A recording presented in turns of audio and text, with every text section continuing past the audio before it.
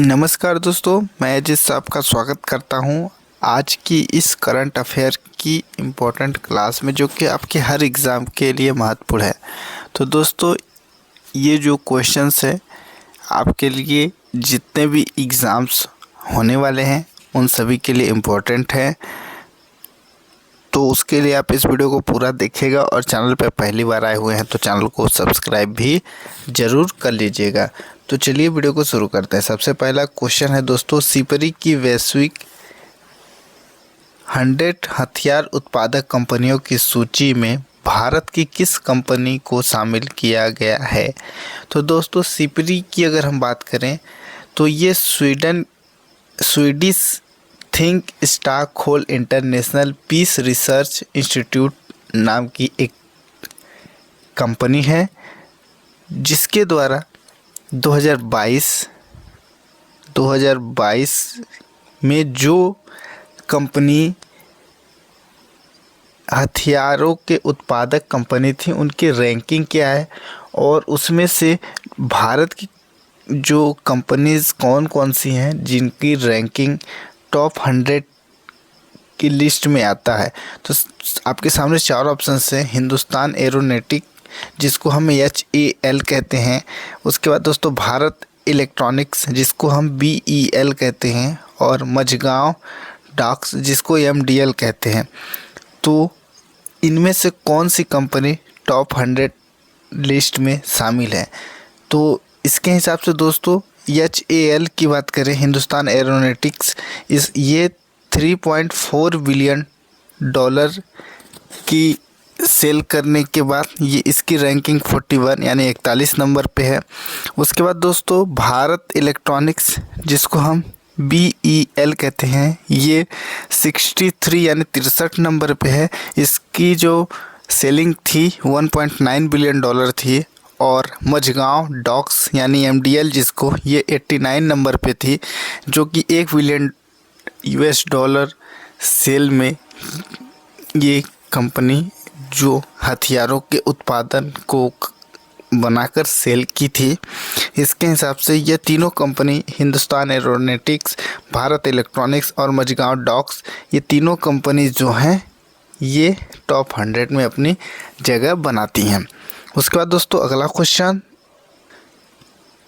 कुछ इस तरीके से है। हाल ही में दुनिया के सबसे बड़े प्रायोगिक परमाणु फ्यूजन रिएक्टर JT60SA का अनावरण कहाँ हुआ है? तो दोस्तों इसका जो राइट आंसर है ये जापान में हुआ है। यहाँ ये जो JT60SA है, यह 2 परमाणुओं के नाभिक को मिलाकर एक भारी नाभिक बनाने की प्रक्रिया है। यानी JT60S में जो 2 छोटे छोटे परमाणु के नाभिक होते हैं उनको मिलाकर एक बड़ा नाभिक बनाने की प्रक्रिया है। तो ये जो है जापान में इसका अनावरण हुआ है।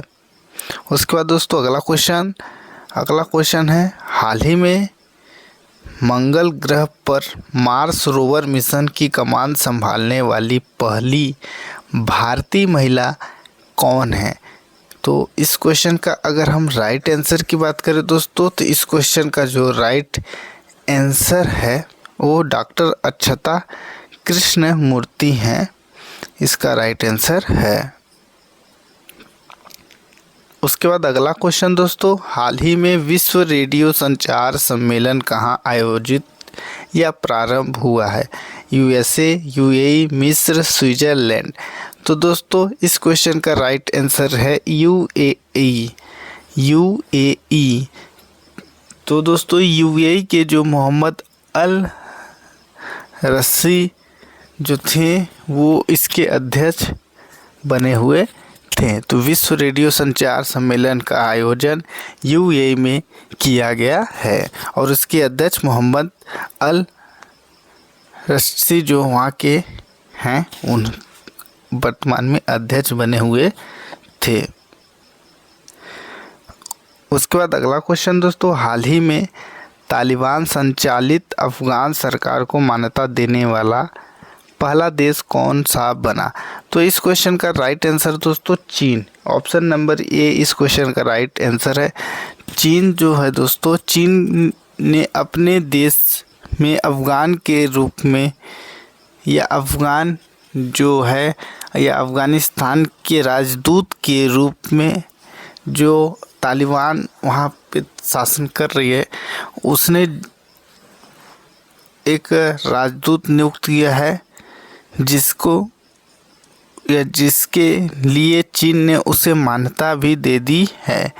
तो इसका राइट आंसर चीन है। चीन ने अपने देश में अफ़गान के रूप में राजदूत के रूप में बिलाल फरीमा को राजनयिक नियुक्त किया गया, जिसको चाइना के द्वारा मान्यता प्रदान कर दी गई है। तो इस क्वेश्चन का राइट आंसर ऑप्शन नंबर दोस्तों ए राइट आंसर है, यानी चीन में ये वैध हो गया है।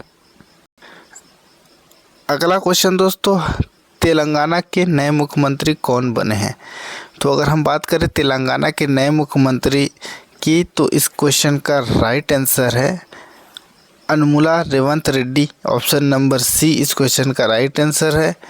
अब दोस्तों तेलंगाना की बात करें तो तेलंगाना में 2014 से बीआरएस सत्ता में थी और लगभग लॉन्ग टाइम सत्ता में रहने के बाद अभी वो सत्ता से बाहर हुई है। और जब से तेलंगाना नया राज्य बना हुआ है तब से बीआरएस की गवर्नमेंट वहाँ पे थी।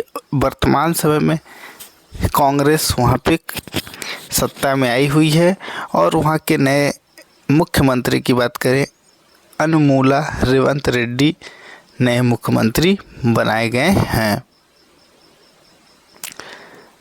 अगला क्वेश्चन दोस्तों, हाल ही में पहला एशियाई रेंजर फोरम कहाँ आयोजित किया गया है? अगर हम बात करें दोस्तों इस क्वेश्चन की, तो गुवाहाटी में ये प्रोग्राम आयोजित किया गया है और ये 5 से 8 दिसंबर 2023 तक आयोजित होगा। तो इस क्वेश्चन का राइट आंसर है ऑप्शन नंबर बी, यानी गुवाहाटी में ये कार्यक्रम आयोजित हुआ है। अगला क्वेश्चन दोस्तों, हाल ही में पुरुष वॉलीबॉल क्लब विश्व चैंपियनशिप 2023 कहाँ प्रारंभ हुआ है? तो इस क्वेश्चन का राइट आंसर है कर्नाटक में। दोस्तों ये विश्व जो पुरुष वॉलीबॉल क्लब विश्व चैंपियनशिप है, ये कर्नाटक में प्रारंभ हुआ है। उसके बाद दोस्तों अगला क्वेश्चन, तो अगला क्वेश्चन आपके सामने कुछ इस तरीके है।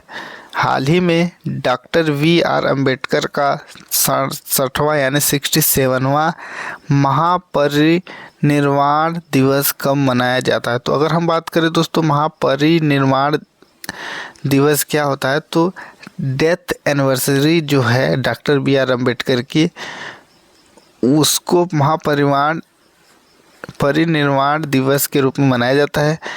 और ये जो है ये 6 दिसंबर को प्रत्येक वर्ष मनाया जाता है। तो आई होप दोस्तों इतने सारे जो क्वेश्चन थे, लगभग 9 क्वेश्चंस थे, वो अगर आपको समझ में आया तो वीडियो को लाइक करें और आपके जो भी एग्ज़ाम्स है उसके लिए इम्पोर्टेंट समझ में आया तो वीडियो को लाइक, चैनल को सब्सक्राइब, वीडियो को ज़्यादा से ज़्यादा शेयर जरूर करें। तो धन्यवाद दोस्तों वीडियो देखने के लिए।